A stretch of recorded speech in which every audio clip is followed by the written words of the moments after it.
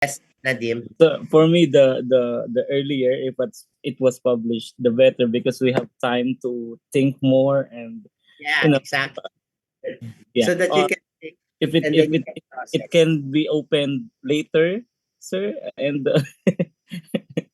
What so do you that we have, mean? if we it No, can be after the break. No, I'll open it before the break. Bahala na kayo. okay, okay, sir. Abuso na yun, Nadim. But it was a good try. Good try. Anyway, yeah, but you'll have more time to look at it if you want. What you can do, is like, hindi, but no, yeah, if you really want to ignore, you can really ignore it until Monday. But I'm just making, if people feel like they want to have more time, then it's up to you. But officially, it's open on Monday.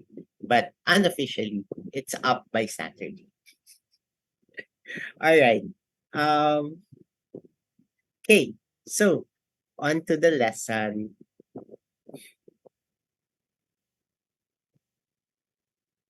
Actually, I should start changing the date already now before I forget. But then I forgot my password. And my fingers aren't working. Because God, there's glue. Darn it. I think I'm gonna try. Just so I won't forget. Oh, but it won't allow me. What's this computer? I'm so confused. Okay. Uh, okay, I'm just gonna do it later. Okay, anyway, there you are. So here's our picture of the eternal law which governs all things, even if they're not aware of it. It leads all things to their fullness. Then there's the natural law, which which is the human way of understanding the eternal law. And so these are the basic um, foundational principles which we formulate based on our understanding of the eternal law, which guide what it means to truly exist as a human being. Um, so that's sorry, that's the natural law. And then human law is based on natural law, but it's really the formulation of of reason, practical reason of how how human beings should live together based on on natural law, but really taking into consideration the fact that not everyone can fulfill it perfectly or fully, right? And that if people cannot fulfill it perfectly or fully, what kinds of laws should we legislate and impose on a community that will ensure that everyone lives in a way that serves the common good so that it leads to our happiness or eudaimonia. Okay? So I'm just gonna explain to you again because that's why we're fast trend naman today because the things I'm telling you, we already discussed in effect, but I'm just going to give you the definitions. Okay. Oh wait, so by the way, do you remember what we said about the first principles and foundation and how that's the natural law based on the eternal law and then the natural law based on that and how there's human loss, right? Another example of that is on a more secular plane is the idea of human rights. Okay, fundamental human rights are actually based on natural law. I mean, it's a natural law way of acting. So that basically people think that human beings were created to have certain a certain inalienable no that human beings have an inalienable dignity and that their being human can only be realized um when their fundamental rights are respected and these rights come from their being human. No nation or law can justify needs to justify or explain why these are fundamental rights because they're based on the very essence of human existence. Where does the essence of that human existence come from? If you're religious, from God. So it's an eternal law, right? So what's the natural law of that? Every human being has a right to a state. Every human being has a right to life. Every human being has a right to a citizenship, and every human being has a right to a fair trial. All these things are natural laws. Okay. Now, what a fair trial is, that's the human law. How is a fair trial defined in the Philippines versus a fair trial in the United States? Because it seems like in order for there to be a fair trial in the United States, there has to be a jury. In the Philippines, we don't have jury systems. That's a natural law. But it's fulfilling a natural law, which is the right to a fair trial. Okay, you understand there. Anyway, so what's an eternal law? So the law set by God to govern the universe moves all things to their perfection and is followed by all things as they realize their being. Intuitively or automatically, all things move towards their perfection and partake of the eternal law because God inscribes the eternal law in all beings and moves them towards their perfection because that eternal law is within them. Okay. So the same is true for human beings. We are the eternal law is inscribed with us. However, because we're rational, the way we don't just automatically live or realize the eternal law. We live the eternal law based on our understanding of it. So we need to understand, for instance, I mean, it's not just like someone says, um it's not just because someone says, okay, so human beings, uh I sorry, what am I saying? Right. So it's human beings aren't just like driven by instinct to realize their perfection. No, because they're human beings. There are certain things they have to realize and understand. There are certain things they need to understand rationally before they can realize it. Okay, so that's why eternal law is part of us. Like that's why that's why the eternal law is understood by us through reason, and then we formulate this eternal law according to precepts of reason. So that's what we call natural law. Natural law refers to the participation of the human person in the eternal law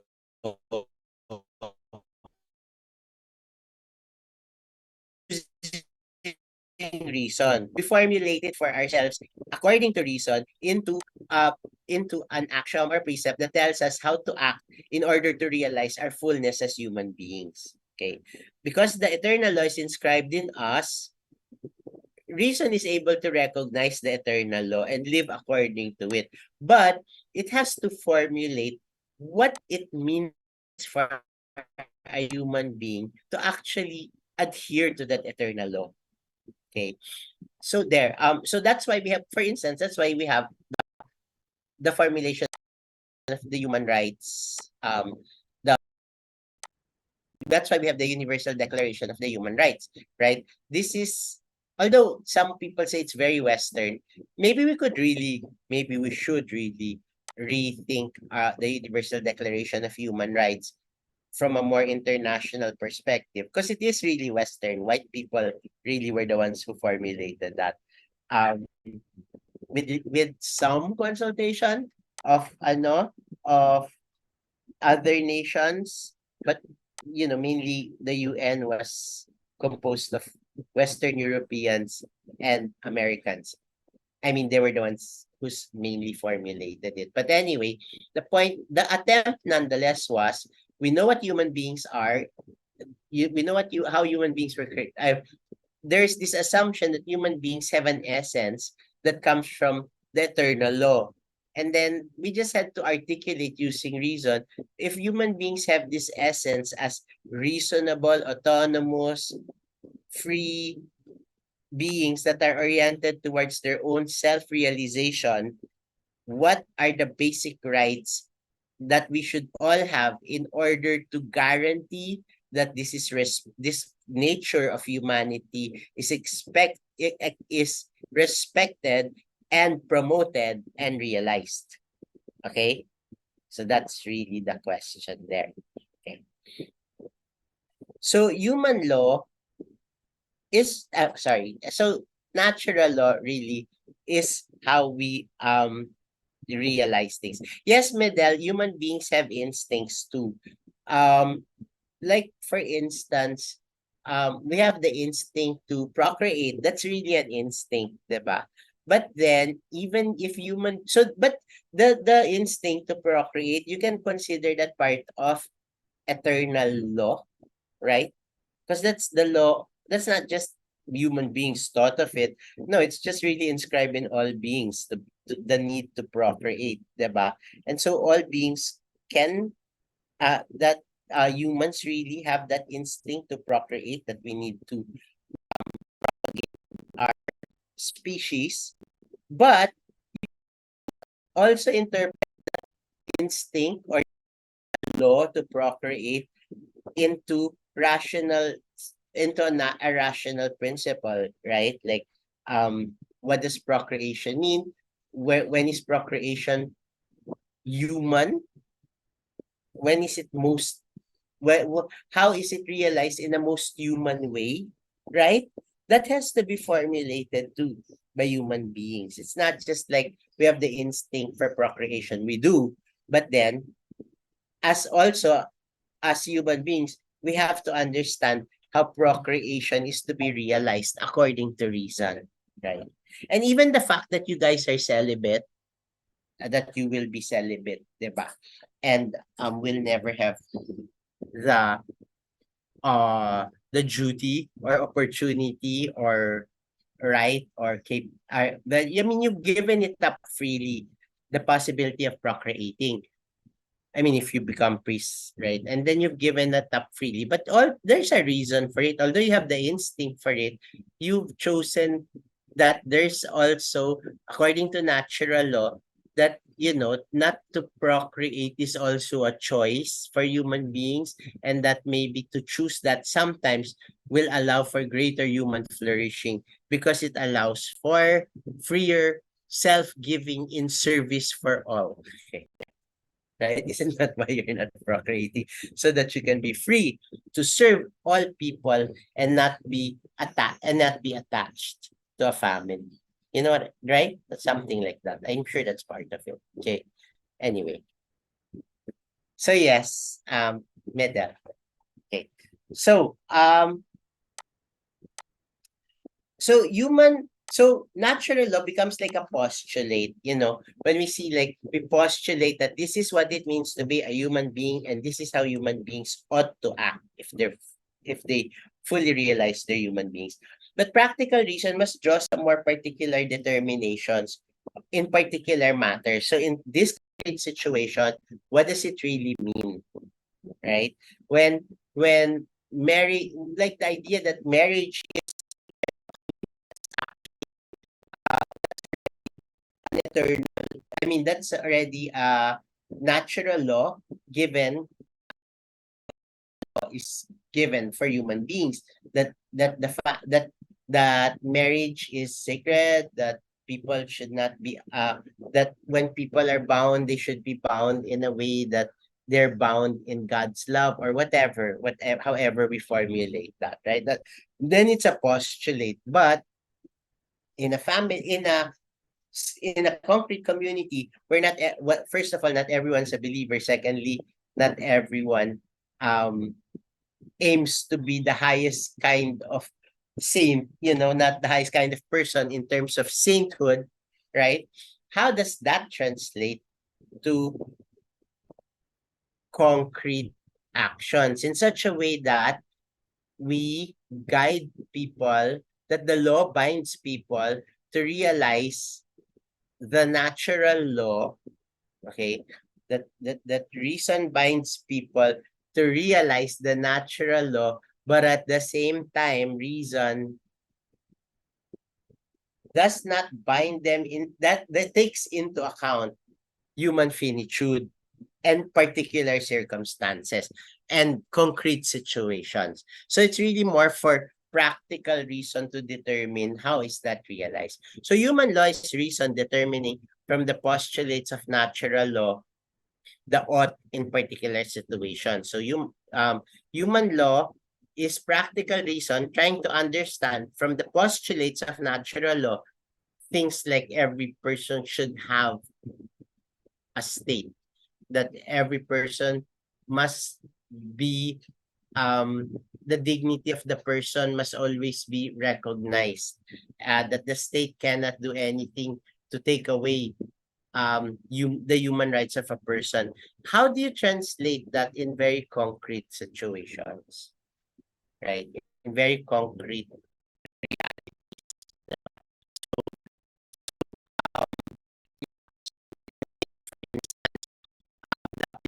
the application, for instance, of the natural law, di ba? Does natural law call for the death penalty?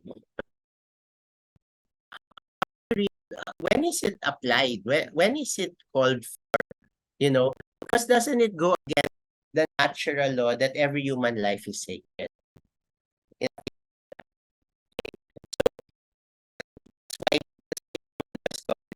Because it tries to realize natural law. But at the same time, it has to really understand how is this going to be realized in practical terms, and how will it ensure that a community can be bound to acting in a way that is good without imposing on people demands that demands, too high a level of virtue that it will be impossible for people to even want to adhere to the laws. Okay. So human law is reason determining from the postulates of natural law the ought in particular situation, either as conclusion of from postulates or as an interpretation or application of the eternal natural law in the concrete situation. It's not a theoretical and external understanding, but a practical and very rooted determination of what ought to be followed and how it ought to be followed given very concrete realities. Okay. Any questions? None. All right. So there is a need for laws because laws are needed for human beings to be led to their good and genuine happiness. Okay. So you be led to live and realize their genuine happiness. Okay. Because without laws, able to realize,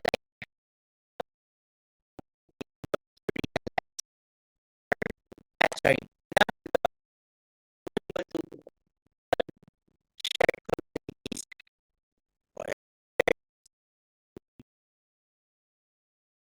hotel says we find our uh so I happiness, sorry, not our perfectness, right? Our eudaimonia. Yeah. So it's very important to have laws because otherwise we won't be able to achieve, the perfect community which will realize our in which we realize our eudaimonia only only if in a political state, and a political state can only exist if it is bound by laws to for people to act in a certain way that will ensure cooperation, solidarity, and mutual, the respect of mutual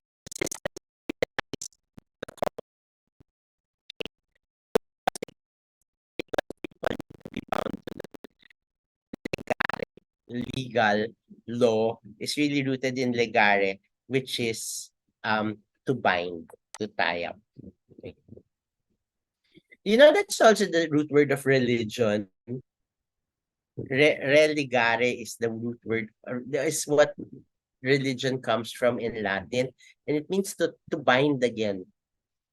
I don't know why. I mean, in a sense, right? If it's nice to reflect on why religion is religare. I think because it means it binds us again to our source, to our God, right? But at least in law, when we say law, it means it's rooted in the word to legare, which means to bind us to actions that are oriented towards the common good and mutual good of the community. Okay. Now, why do we have human law in states? Because for Augustine and Thomas, civil states are designed to realize the happiness of all persons, not just the virtuous ones. So human laws, though imperfect, are meant to guide all persons in their lived situations toward the realization of the common good. It's supposed to bind us in structures and systems and ways of living together that will bring us to the common good. Sometimes these laws are not aligned with the perfect realization of virtues because not everyone can realize them.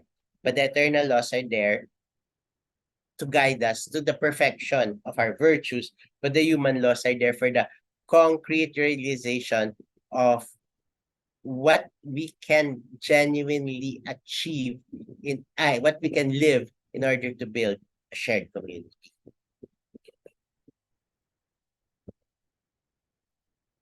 So, what makes a just law? Okay. When the law, so here's the criteria for a just law. A law is just when it is aligned with the natural law. In short, all laws should really be aligned with the natural law. What if people don't believe in God? That's a good question. What if people don't believe in God? But even people who don't believe in God have a sense of what um what leads to human flourishing and human fullness. I mean, even if they don't all agree on what leads to human flourishing and human fullness, there's that sense that there's some, although maybe human beings don't have a nature, there are certain necessities that allow us to flourish as human beings.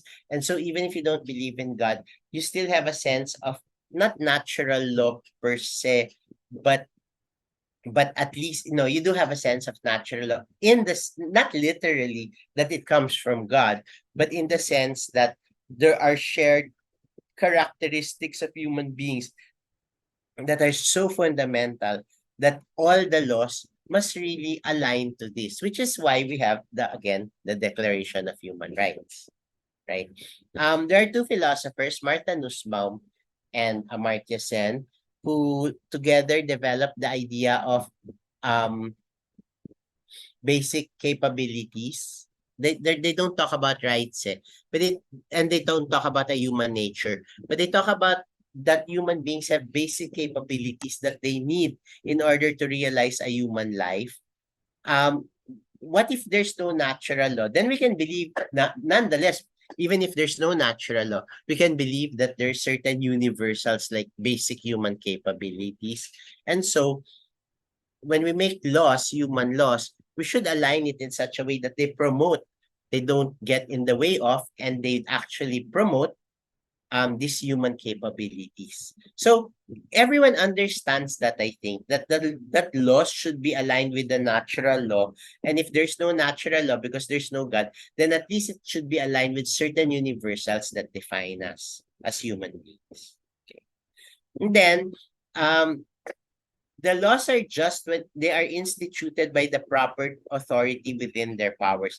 This means two things. First, that the laws are only really enacted and realized and formulated and imposed, enforced by people who are the proper authorities. In short, the community recognizes them as the representatives of the community to um bind the community to shared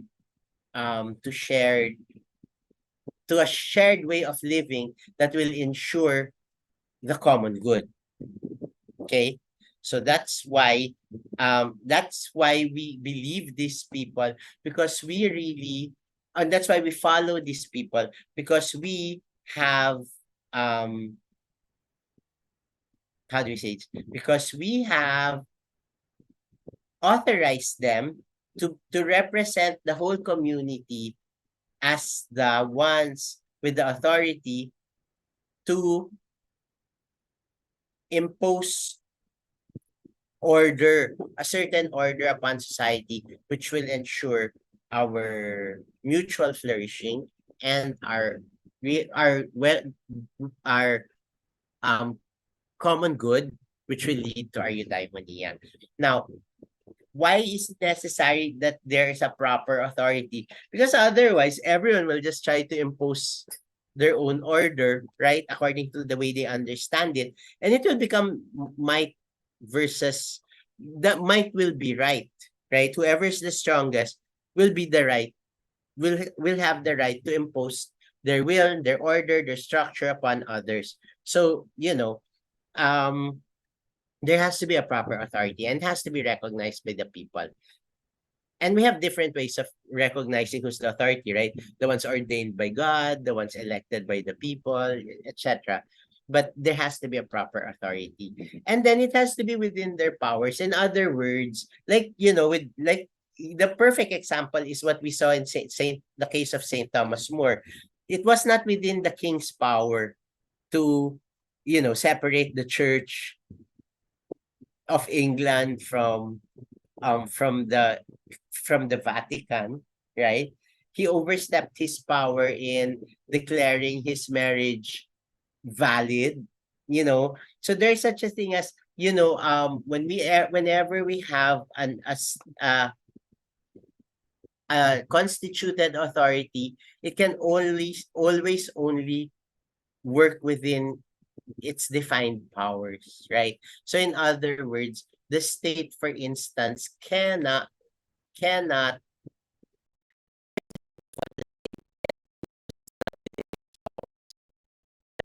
uh, anyway, it cannot impose moral rules on us because it's not within its power. Right? It's not within its power or its delegation or its authority. The state can only impose political systems and social and economic systems, but it cannot legislate morality. It cannot overstep its authority by creating a one church here too. Why?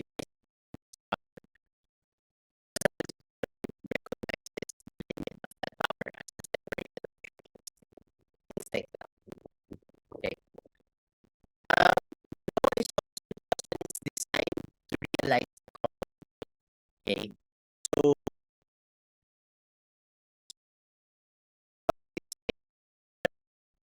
it serves a certain class of bad law. Burdens are proportionately assigned. Of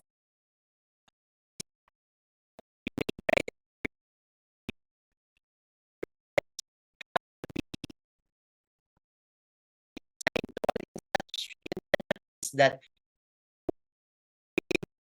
the burdens of communal living and the burdens of the state with proportionate or a proportionate bearing of the state. Proportionate in the sense that those who can will take on more and those who cannot will be supported by those who can, right? You know what? Okay, just as a concrete example, what is a burden that every citizen in a state has? Taxes, right? Everyone has to pay taxes, right? And if everyone has to pay taxes because of the common good, then the taxes should be asked from the citizens proportionately. In short, the poor should be taxed less and the rich should be taxed more. That's the proportion because the rich can afford it and the poor can afford it less, right? But even more importantly, and this is what most people forget, the rich are rich because they're using the common resources of a community. You realize that the rich are rich because they're using labor, right? But who educates the labor? Who prepares the laborers to do the labor of the rich? The state, right? So the rich people owe the state more than the poor people because proportionately they also benefit more from the state and the existence of the state and the systems that govern the state. right? Do you understand? So it has to be proportionate. It can't be just like equal. When you say taxation, everyone, true, everyone pays taxes, but everyone should pay taxes proportionately. Okay, or like everyone should bear the burden of defending their country, but based on their own capacities, right? Should be always based on their own capacities. Or like everyone should has the duty to, I don't know, I can't, okay, never mind. You get it already with taxation. That's enough. Okay. Can't think of another example. Plus taxation is really the best example. Okay. When are laws unjust? When it violates the natural law.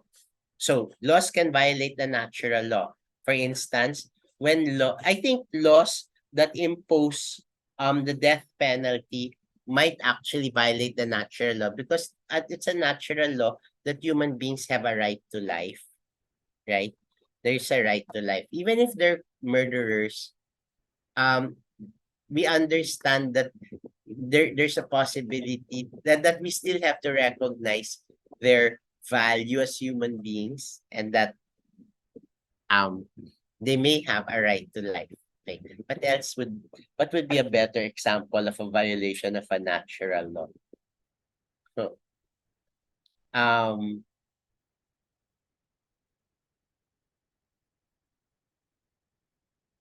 what are the natural laws?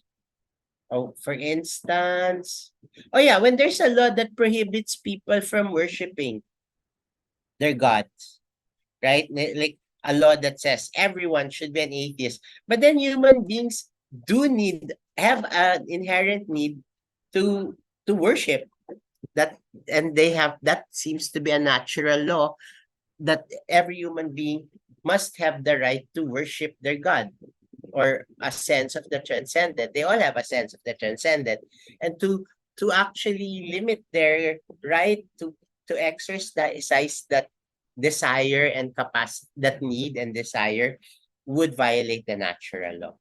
Okay.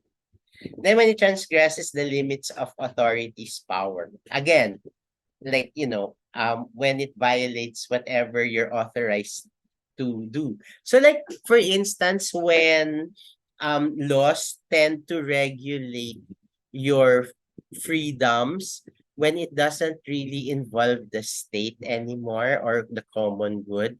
Like, for instance, oh, when the state determines that it will only choose who you can marry and when, like that.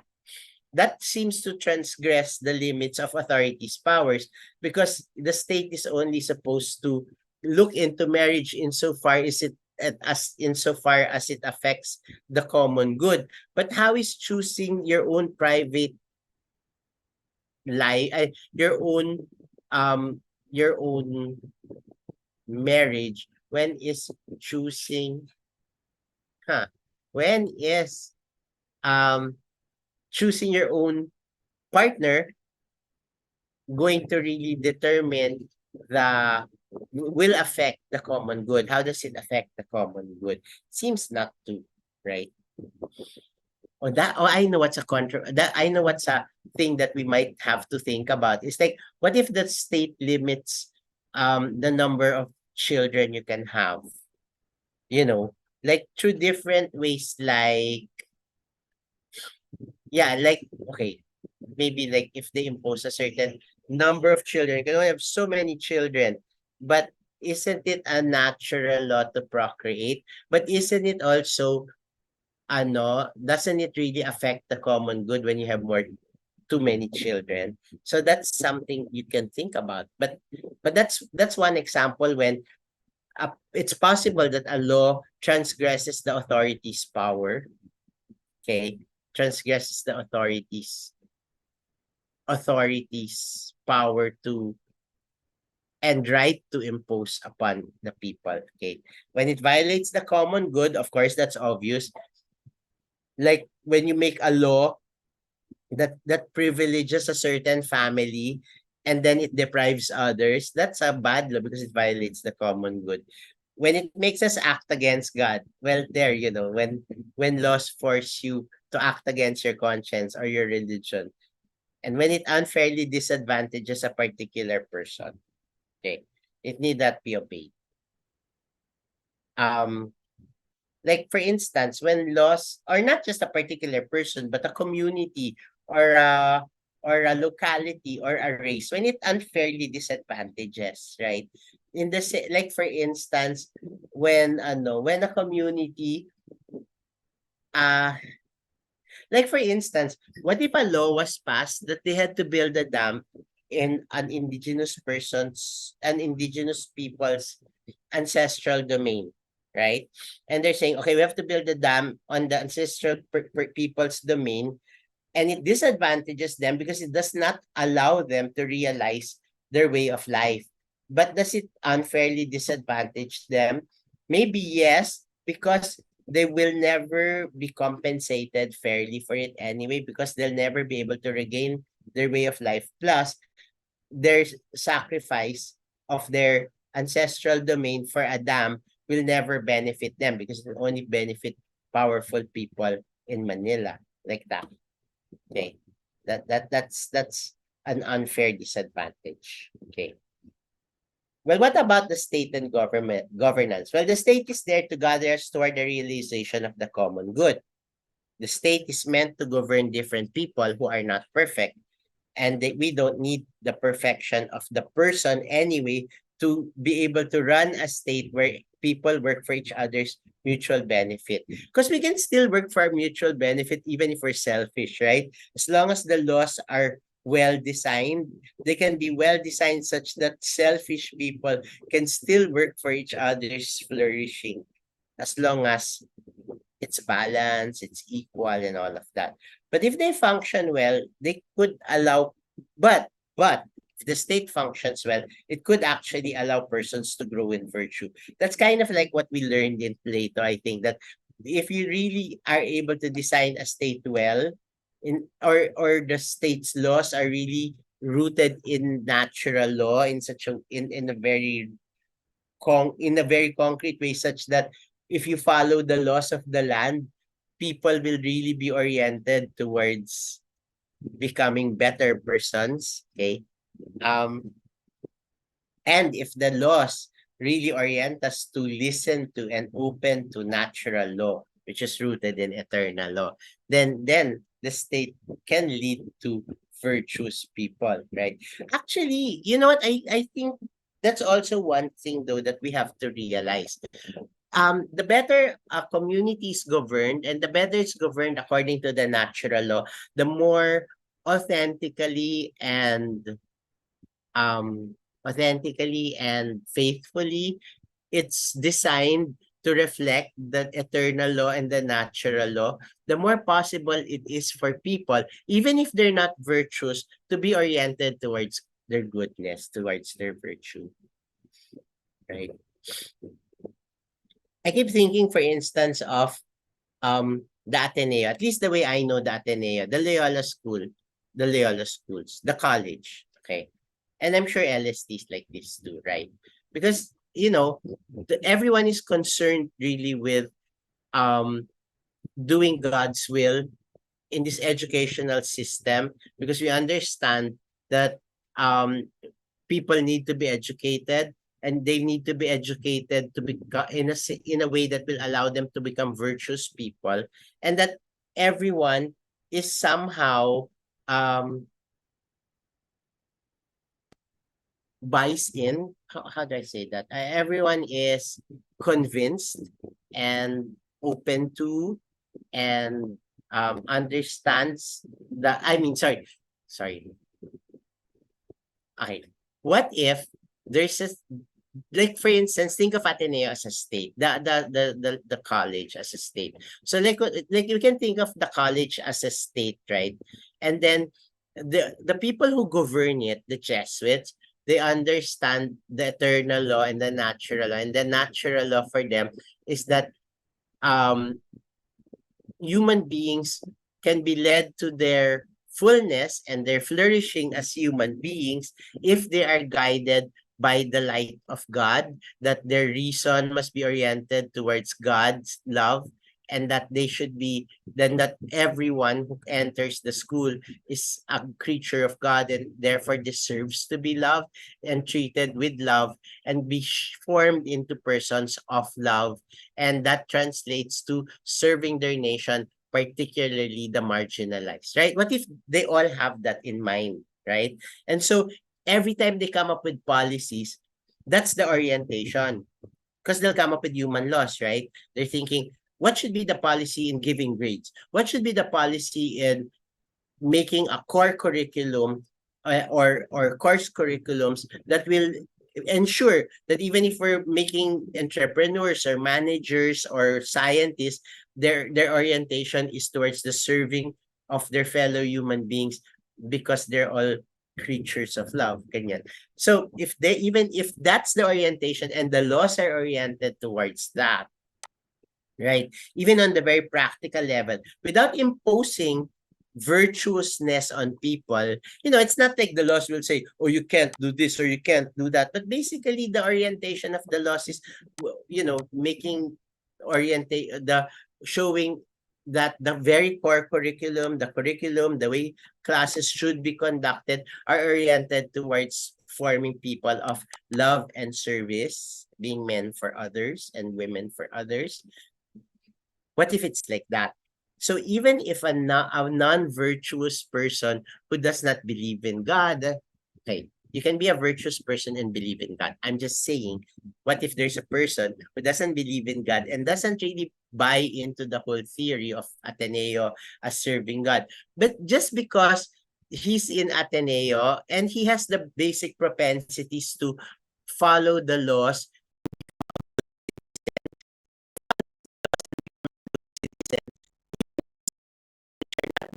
fundamentally acts of love for God and love for humanity per se.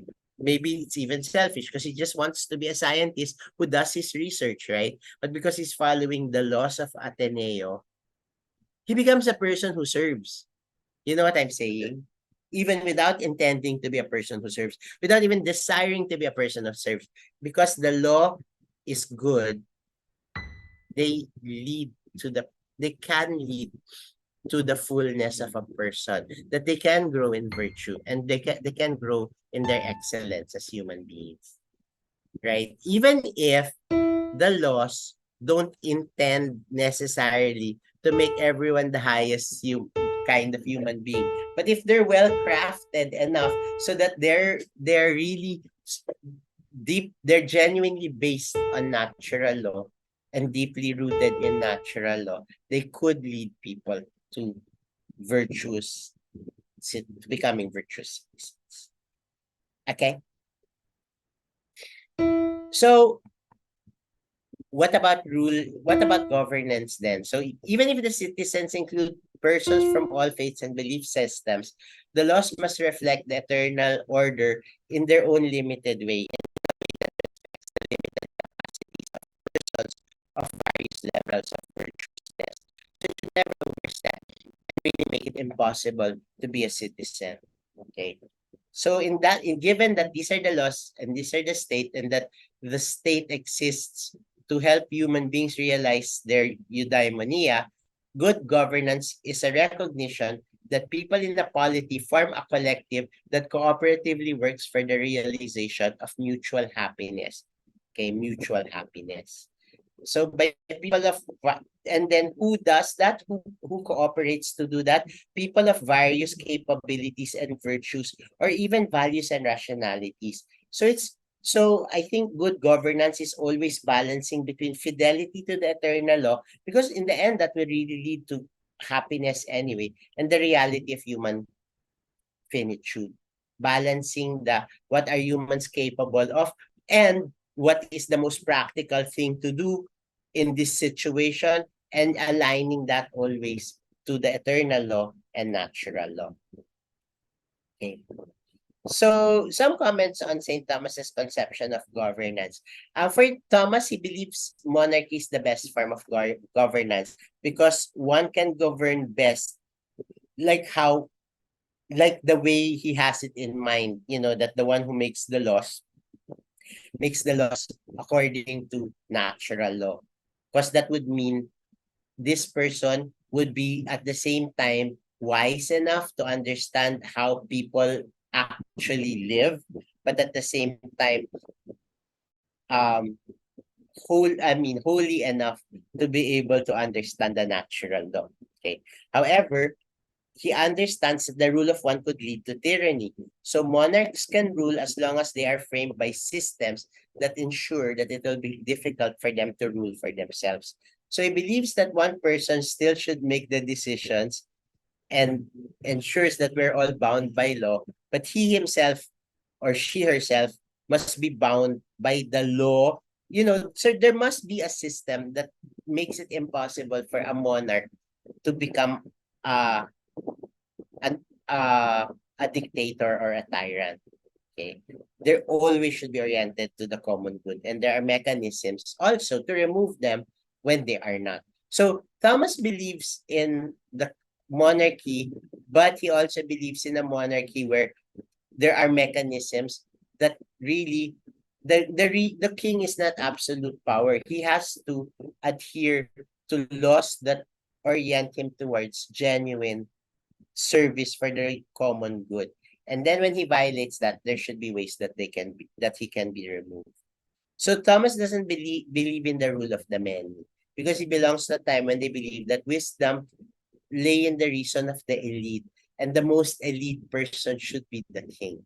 And the king should be able to have a sense of the eternal laws, understand the natural laws, and be able to know his people well enough how to be able to translate those natural laws to um, translate natural laws to the very concrete.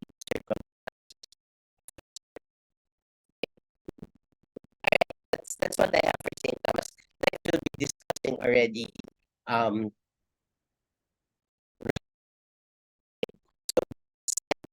uh, any questions?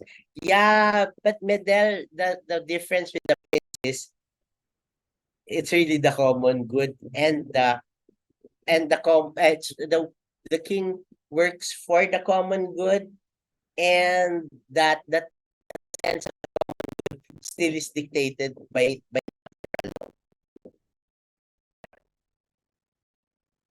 has to follow the speaking, or the eternal, the universal laws of the good. Meron pa rin yun. And he can't be working lang for himself. That's very important. Any questions? None? Okay. So after this, are you able to understand the problems? I mean, do you have now a way of interpreting the problems of St. Thomas More? Poor St. Thomas More. I'm so sad for him. But do you have a better way? Do you have a framework now for understanding it? Yeah. Can you Can you be able to? Will you be able to interpret it and give your own share? Any questions with regard to the film?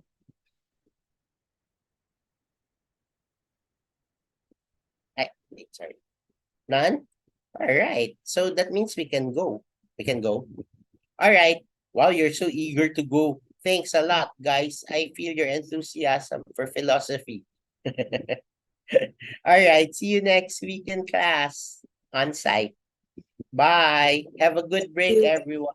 Thank you. Goodbye. Bye. Thank you.